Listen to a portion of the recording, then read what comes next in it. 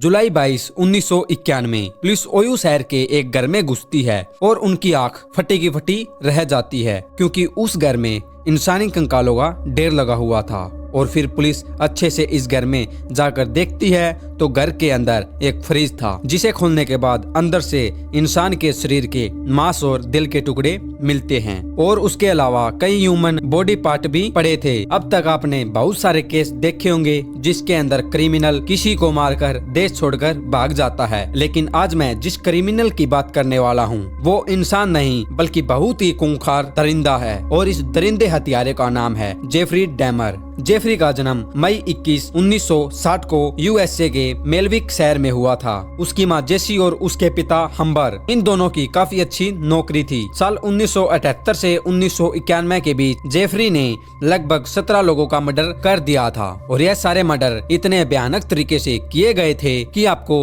Murder नाम भी बहुत ही छोटा लगेगा। वो अपना शिकार मार देता और उसकी बॉडी को चीर फाड़ कर देता और फिर बॉडी के पार्टों के साथ कई तरह के एक्सपेरिमेंट भी करता था और कई बार बॉडी के साथ रेप भी किया करता था। अपने स्कूल के दिनों में जेफरी एक नॉर्मल बच्चा था जिसे देखकर शायद कोई यह कह सकता था कि यह बड़ा होकर इतना खूंखार दरिंदा इंसान बनेगा। जेफरी का बचपन मासूमियत में बीता था, पर जैसे जैसे वो बड़ा होता गया उसकी आदतें भी वैसे ही बदलती रही। जेफरी के टीन एज में कदम रखते ही उसकी हॉबी चेंज होती गई। अब उसे रोड पर मरे हुए जानवरों को काटने में और उनकी बॉडी के चीरफाड़ करने में बहुत ही मजा आता था। कई बार वो मरे हुए जानवरों की बॉडी के साथ चीरफाड़ करता और चीरफाड़ करके उसे केमिकल से भरे हुए बैरल में डाल देता था। यह सब वो अपने घर पे ही करता था। जेफरी की इन पागल हरकतों ने किसी का भी ध्यान नहीं खींचा। उसके केमिस्ट्री पिता अपने काम में व्यस्त रहते थे और उन्हें लगता था कि जेफरी के अंदर भी बाकी साइंटिस्ट की तरह चीजों को समझने की जिज्ञासा है। और दूसरी ओर उसकी माँ की हालात बहुत ही खराब थी। माँ बाप की तरफ से अटेंशन न मिल पाने की वजह से जेफरी अपनी टीन एज में काफी ज्यादा टेंशन में रहता था। कुछ रिपोर्टों से यह भी पता चला कि जेफरी ने एक बार खुद की जान लेने की भी कोशिश की थी। इसी टेंट पीरियड के चलते जब वह 14 साल का हुआ तो उसे यह एहसास हुआ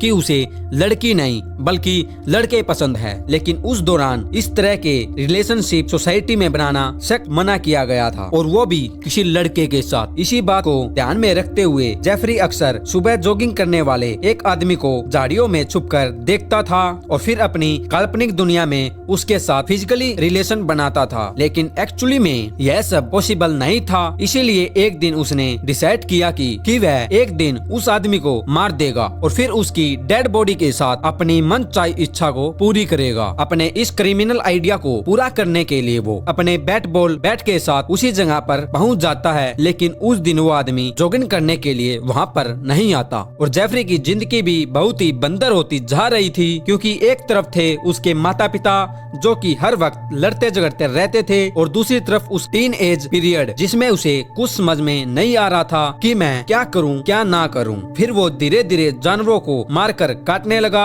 और साथ ही उसे शराब की लत लग गई थी। 17 साल की उम्र में उसने अपनी पढ़ाई को पूरा कर लिया, लेकिन जिस दिन उसने अपनी पढ़ाई को पूरा किया उसी दिन उसके माता पिता का डिवोर्स हो गया। फिर उसके कुछ ही हफ्ते बाद जेफरी ने पहला मर्डर किया। 18 साल का जेफरी अपने माता पिता के डिवोर्स से काफी ज्यादा परेशान था। एक दिन वो अपनी कार लेकर अपने घर जा रहा था, तभी रास्ते में स्टीवन नाम का एक लड़का उसे लिफ्ट मांगता है। स्टीवन एक शो देखने के लिए जा रहा था और ये दोनों सेम एज के थे, इसीलिए जेफरी ने उसे ड्रिंक ऑफर करने का मौका दिया और स्टीवन भी खुश हो गया कि यार आज तो मुझको फ्री में पीने को मिलेगी और उसके साथ चला गया। थोड़ी बहुत ड्रिंक करने के बाद स्टीवन ने कहा कि यार मुझको अभी जाना चाहिए और जेफरी को यह बात बिल्कुल भी पसंद नहीं आई और फिर जेफरी ने उसके सिर पर जोर से एक डंबल को मारा और फिर जेफरी ने उसके सिर पर डंबल मारकर उसका मर्डर कर दिया। अब जेफरी के दिमाग में पुराने ख्याल आने शुरू हो गए थे। अब जेफरी के दिमाग में पुराने ख्याल दोबारा ताजा होने लगे थे। स्टीवन की बॉडी को देखकर जेफरी ने उसकी बॉडी पर तुरंत ही मास्टरबेट कर दिया और फिर उसकी बॉडी के छोटे छोटे टुकड़े कर दिए और एक बैग में भर दिए और फिर अपने घर के पास ही जाकर उस बैग को जमीन में गाड़ दिया। लेकिन कहानी यहीं खत्म नहीं होती। कुछ दिनों बाद जेफरी ने फिर से वो गड्ढा खोदा और स्टीवन के बॉडी पार्ट निकाले और फिर बॉडी पार्ट से चमड़ी और मांस को अलग अलग करने लगा और लास्ट में जब स्टीवन की हड्डियां बचती है तो जेफरी ने हड्डियों के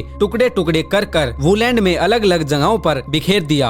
1978 से 1981 तक वो आर्मी में रहा, लेकिन इसी दौरान उसने अपने साथ काम करने वाले लड़के डेविड का रेप कर दिया। डेविड का मानना था कि जेफरी ने उसे ड्रग्स देकर बेहोश कर दिया और फिर उसके साथ रेप किया। हालांकि किसी ने इस बात पर यकीन नहीं किया और फिर डेविड की जगह बिली जो को टारगेट किया। उसके बाद बिल्ली ने भी यही बयान दिया कि जेफरी ने उसके साथ भी रेप किया, वो भी कई बार। बिल्ली ने कहा कि जेफरी ने उसे बांध दिया और फिर बार बार रेप करता रहा। बिल्ली ने अपनी स्टेटमेंट में यह भी कहा कि जेफरी के पास एक रेप किट भी है, लेकिन किसी ने भी उसकी यह बात नहीं मानी। सबसे बड़ी चौंका देने वाली बात यह है कि जेफरी को बाद में आर्मी से निकाल दिया गया और अपने साथियों का रेप करने के जुर्म में उसके पिता ने जेफरी को उसके माँ के घर वेस्ट अलिस भेज दिया। अब वो अपनी नानी के घर पर रहता था, लेकिन यहाँ पर भी उसने अपना खूनी खेल जारी रखा। 1987 में उसने एक आदमी का मर्डर कर दिया और फिर काफी देर तक उसके साथ रेप करता रहा। जब तक उसके मन में रेप करने का आइडिया चल रहा था, जब तक तो उसने रेप किया ही किया। लेकिन उसके बाद उस आदमी के बॉडी पार्टों के छोटे छोटे टुकड़े कर दिए और फिर उन बॉडी पार्टों को एक बैग में भर दिया। बॉडी के कुछ टुकड़े उसने केमिकल में डाल दिए, जिसकी वजह से सारा मांस गल गया और बचा केवल शकल। उसने वो शकल बचा कर अपने पास रख लिया, क्योंकि दिन या रात में जब भी उसका मन करता कि मुझको रेप करना है तो वो उस शकल के साथ कर लिया करता। इसके बाद उसके कुछ जुर्म सामने आए, जिसकी वजह से साल 1982 में जेफरी को अरेस्ट कर लिया गया। उस पर अभी तक रेप का चार्ज नहीं लगा था। फिर साल 1987 में स्टीवन नाम के एक और लड़के का उसने खून कर दिया। जेफरी और स्टीवन एक बार में मिले थे और फिर उसके बाद यह दोनों रूम में चले जाते हैं और वहां जाकर वो सो जाते हैं। लेकिन रात होते ही जेफरी के मन में कुछ और ही सवाल चलने लगे थे। स्टीवन के सोते ही जेफरी ने उसका मर्डर कर दिया और आराम से सो गया। लेकिन जब इस मर्डर के बारे में पुलिस को पता चलता है तो फिर पुलिस ने जेफरी को पूछा कि तुमने यह मर्डर क्यों किया, और जेफरी का कहना यह था कि सर यह मैंने जानबूझकर नहीं किया और शायद मुझको लगता है कि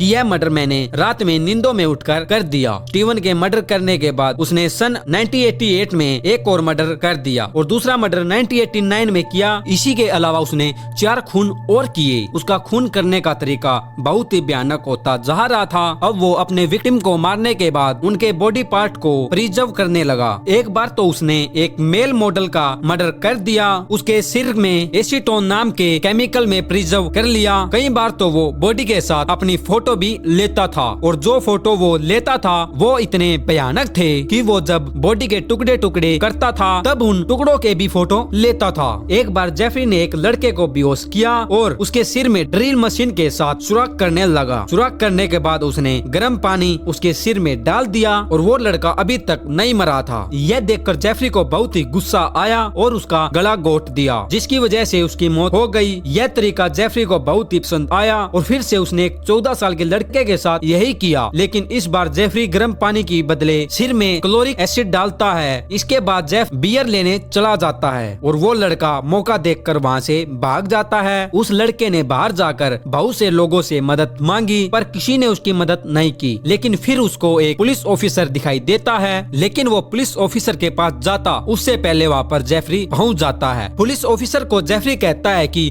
वो देखो वो है मेरा दोस्त, उसने काफी ज्यादा ड्रिंक कर रखी है और साथ ही उसके माइंड में थोड़ी प्रॉब्लम भी है। वो आपको कुछ भी बोले आप उसकी बातें मत सुनना, वो तो पागल है। और तभी पुलिस वाला भी जेफरी की बात को मान लेता है। लेकिन तब वो लड़का पुलिस ऑफिसर के पास आता है। पुलिस ऑफिसर उसकी बात नहीं सुनता और वहाँ से चला जाता है और जेफरी उस लड़के को वहाँ से लेकर अपने घर वापस चला जाता है और फिर से उसके सिर में एसिड डाल दिया, जिसकी वजह से लड़के की मौत वहीं पर हो गई। और जेफरी ने फिर उसका शकल निकाला और फिर उसे भी कलेक्शन में ऐड कर दिया और ऐसे ही जेफरी की खूनी दुनिया चलती रही। लेकिन फिर दिन आ जाता है 22 जुलाई। इस दिन जेफरी टेसी नाम के एक आदमी को अपने घर पर ले आता है और फिर चाकू दिखाकर उसे अपने बेडरूम में ले जाता है। टेसी समझ गया था कि वह बहुत बड़ी मुसीबत में है और जेफरी के एक हाथ में चाकू और दूसरे हाथ में हथकड़ी थी। ऐसे ही 5 घंटे बीत गए और फिर मौका देखकर टेसी ने जेफरी पर हमला कर दिया और वहाँ से भाग गया। और फिर कुछ ही देर बाद टेसी वापस आया, लेकिन अब वो अकेला नहीं था, उसके साथ पुलिस थी। लेकिन जब पुलिस वाले उसके गेट को खोलते हैं तो खोलते ही घर में बहुत सारी इंसानी खोपड़ियाँ सजा रखी थी